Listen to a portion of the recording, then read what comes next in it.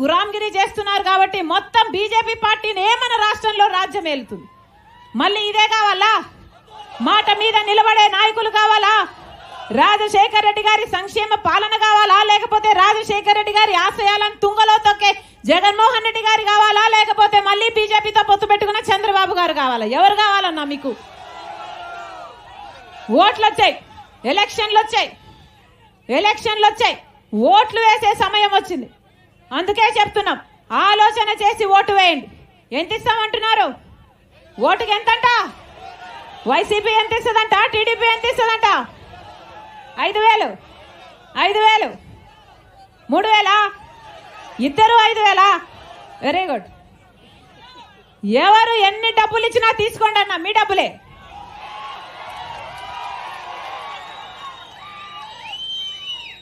మీ డబ్బులే మీ చేతుల్లో పెడుతున్నారు, మంచిదే. కానీ ఓటు మాత్రం ఎవరికి వేస్తున్నామని మీ ఆలోచన, మీ మనస్సాక్షి చెప్పాలి. ఓటు అనేది మీ చేతుల్లో ఉన్న ఆయుధం. ఓటు అనేది మీ భవిష్యత్తును నిర్ణయించే ఆయుధం. 5 సంవత్సరాలకు ఒక్కసారి మాత్రమే ఈ ఆయుధం మీ చేతుల్లోకి వస్తుంది. ఓటు అన్నది వృధా చేసుకుంటే మీ భవిష్యత్తే కాదు, మీ బిడ్డల భవిష్యత్తును కూడా మీరు నాశనం చేసిన వాళ్ళు అవుతారు. ఒకసారి 5 సంవత్సరాలు చంద్రబాబు గారికి అవకాశం ఇచ్చారు, 5 సార్లు జగన్మోహన్ రెడ్డి గారికి అవకాశం ఇచ్చారు. ఏ ఒక్కరైనా ప్రత్యేక హోదా తెచ్చారా? పోలవరం ప్రాజెక్టు, హంద్రీనివా లాంటి ప్రాజెక్టును ఎవరైనా కట్టారా? రాజధాని తీసుకొచ్చారా? ఒక్క మేలు కూడా చేయకపోతే ఇలాంటి వాళ్లకు ఎందుకు ఓట్లేయాలి అని అడుగుతున్నాం. ఆలోచన చేయండి. ఓటు అనేది మీ చేతుల్లో ఉన్న ఆయుధము, మీ జీవితాలను మార్చే ఆయుధము. 5 సంవత్సరాలకు ఒక్కసారి మాత్రమే ఈ ఆయుధం మీ చేతుల్లోకి వస్తుంది. మళ్ళీ చెప్తున్నాం, బిడ్డలకు ఉద్యోగాలు కావాలన్నా, మనకు ఒక రాజధాని కావాలన్నా, మనకు ప్రత్యేక హోదా కావాలన్నా, ఇవన్నీ ఒక కాంగ్రెస్ పార్టీ వల్ల మాత్రమే చేతనైతే. ఈరోజు రాజశేఖర రెడ్డి బిడ్డ కాంగ్రెస్ పార్టీలో చేరింది అంటే ఎందుకు చేరింది? ఎందుకంటే ఒక్క కాంగ్రెస్ పార్టీ మాత్రమే, రాహుల్ గాంధీ గారు మాత్రమే కాంగ్రెస్ పార్టీ అధికారంలోకి వచ్చినాక మేము 10 సంవత్సరాల ప్రత్యేక హోదా ఇస్తాము అని రాహుల్ గాంధీ గారు చెప్పారు. కాంగ్రెస్ మేనిఫెస్టోలో కూడా పెట్టారు. ఆ మాటను పట్టుకొని వచ్చింది రాజశేఖర రెడ్డి బిడ్డ.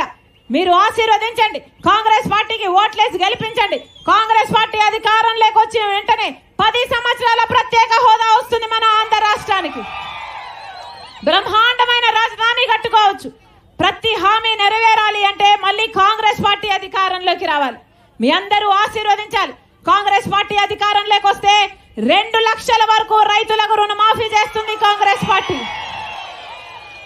కాంగ్రెస్ పార్టీ అధికారంలోకి వచ్చినాక ప్రతి పేదిల్లు గెలవడానికి ఆ ఇంటి పెద్ద మహిళ చేతుల్లో ప్రతి నెల 8,333 రూపాయలు, అంటే సంవత్సరానికి 1,00,000 రూపాయలు. 5 సంవత్సరాలకు 5 లక్షల రూపాయలు ప్రతి పేదింటికి ఇస్తుంది కాంగ్రెస్ పార్టీ. మీరు ఆశీర్వదించండి. రైతులకి కొత్త మద్దతు ధర అన్నా, ఇప్పుడులాగా కాదు. రాజశేఖర రెడ్డి గారు ఉన్నప్పుడు వ్యవసాయం ఎలా పండుగైందో అలా కావటానికి కొత్త మద్దతు ధర. ఎంతైతే రైతు పెట్టుబడి పెడతాడో ఆ పెట్టుబడి మీద 50% లాభంతో కూడిన మద్దతు ధర కాంగ్రెస్ పార్టీ ఇస్తుంది. మీరు ఆశీర్వదించండి. ఉపాధి హామీ కాంగ్రెస్ పార్టీ పెట్టిన పథకం ఎంత వస్తుందన్నా? ఇప్పుడు 60, 90, 100 కాంగ్రెస్ పార్టీ మాటిస్తుంది. మీరు ఆశీర్వదించండి. కాంగ్రెస్ పార్టీ అధికారంలోకి వచ్చినాక కనీస వేతనం కింద ప్రతిరోజు 400 రూపాయలు ఉపాధి హామీ, 400 రూపాయలు ఉపాధి హామీ ఇస్తుంది కాంగ్రెస్ పార్టీ. వితంతులకు వృద్ధులకు 4,000 రూపాయలు పెన్షను, వికలాంగులకు 6,000 రూపాయలు పెన్షను. ఎవరు మీ ఇంటికి రానవసరం లేదు, మీరు ఎవరి దగ్గరికి పోనవసరం లేదు. 1వ తేదీ నేరుగా మీ అకౌంట్ లోకి ట్రాన్స్ఫర్ చేస్తుంది కాంగ్రెస్ పార్టీ.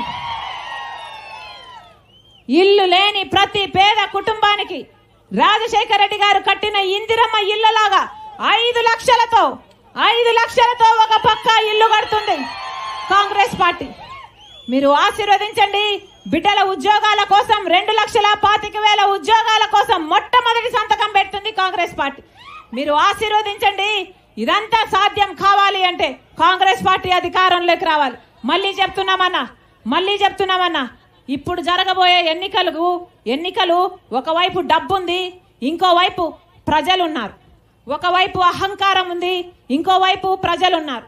ప్రజలే నిర్ణేతలు. మీరు ఎవరిని ఆశీర్వదిస్తే వాళ్ళే మీ భవిష్యత్తును నిర్ణయిస్తారు. మరి ఒక్కసారి చెప్తున్నాం, డబ్బులకి లొంగొద్దండి.